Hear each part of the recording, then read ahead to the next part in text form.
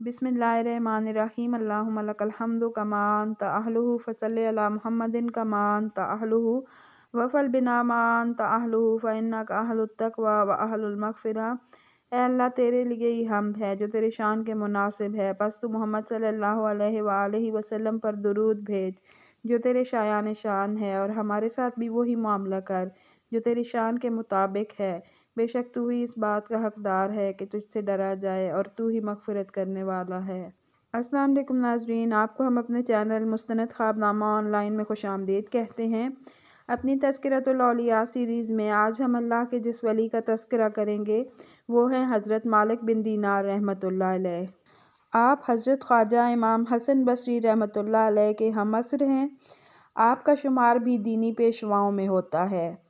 आपकी पैदाइश अपने वालिद के दौरे ग़ुलामी में हुई।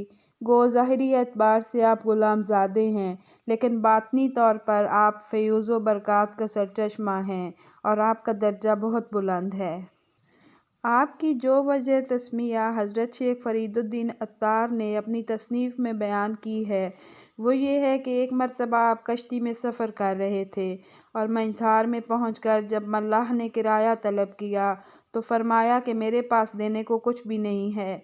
ये सुनकर उसने बदकलामी करते हुए आपको इतना ज़दोकोब किया कि आपको गश आ गया, और जब गशी दूर हुई तो मल्लाह ने दोबारा किराया तलब करते हुए कहा कि अगर तुमने किराया अदा न किया तो दरिया में फेंक दूंगा।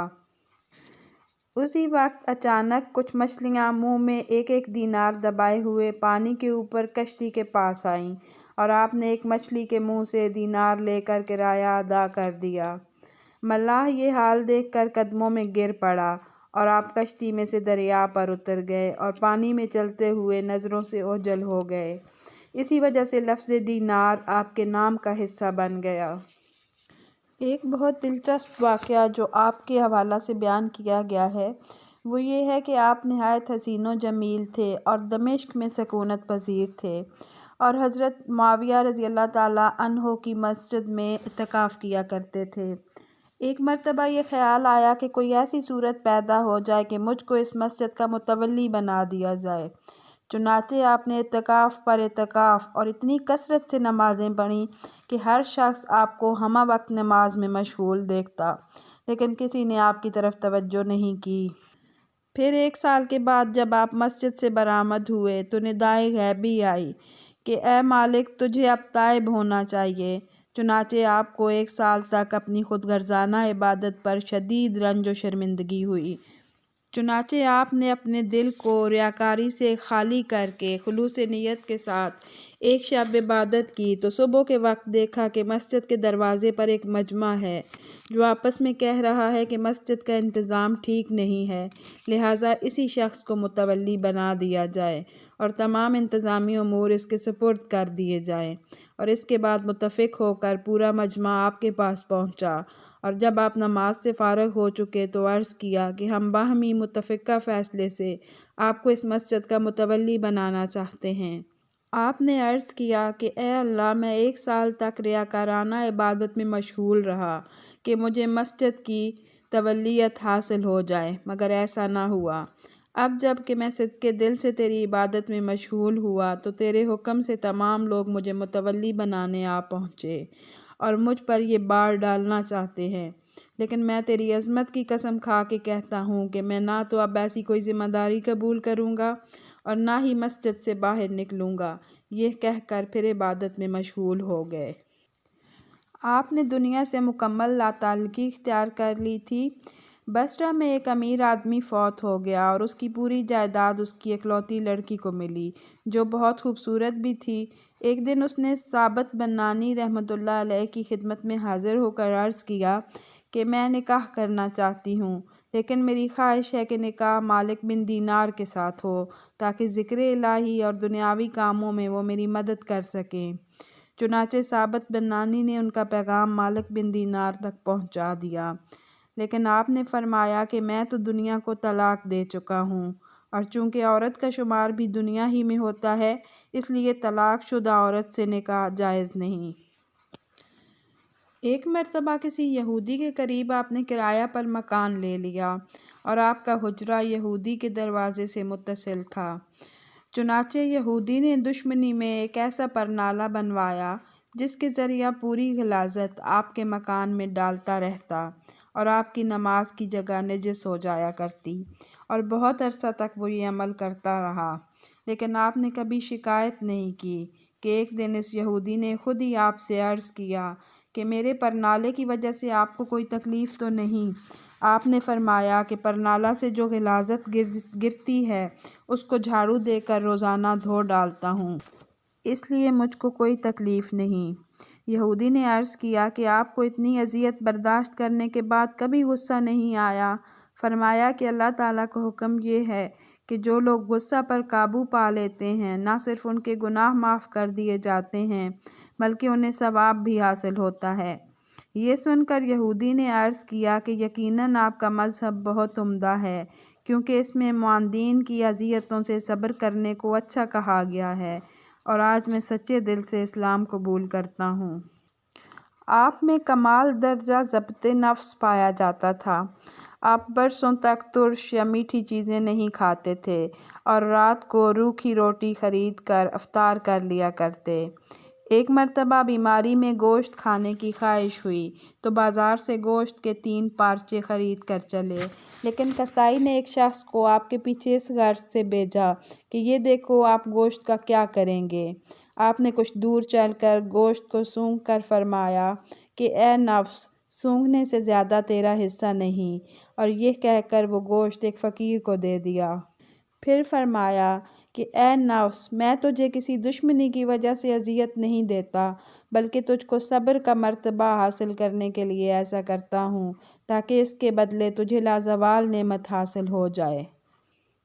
آپ نے بصرہ میں 40 سال قیام کے باوجود کبھی ایک کھجور بھی نہیں کھائی اور لوگوں سے فرمایا کہ میں نے کبھی کھجور نہیں کھائی، اور نہ کھانے سے نہ تو میرا پیٹ کم ہوا اور نہ تمہارا پیٹ بڑھ گیا۔ لیکن 40 سال کے بعد ایک مرتبہ کھجور کھانے کی خواہش ہوئی تو فرمایا کہ اے نفس، میں تیری خواہش کی کبھی تکمیل نہ ہونے دوں گا۔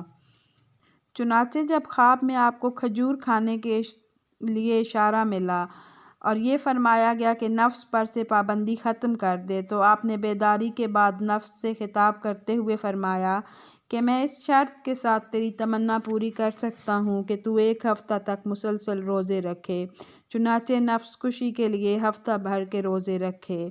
اس کے بعد کھجوریں خرید کر مسجد میں لے گئے، مگر وہاں کھانے سے قبل ہی ایک لڑکے نے اپنے باپ کو آواز دے کر کہا کہ مسجد میں کوئی یہودی آ گیا ہے۔ اس کا باپ یہودی کا نام سنتے ہی ڈنڈا لے کر دوڑا، لیکن آپ کو شناخت کر کے معافی کا خواستگار ہوتے ہوئے کہا کہ ہمارے محلہ میں دن میں یہودیوں کے سوا کوئی کچھ نہیں کھاتا اور سب لوگ روزہ رکھتے ہیں، اسی لیے بچے کو آپ کے یہودی ہونے کا شبہ ہوا، آپ اس کی خطا معاف فرما دیں۔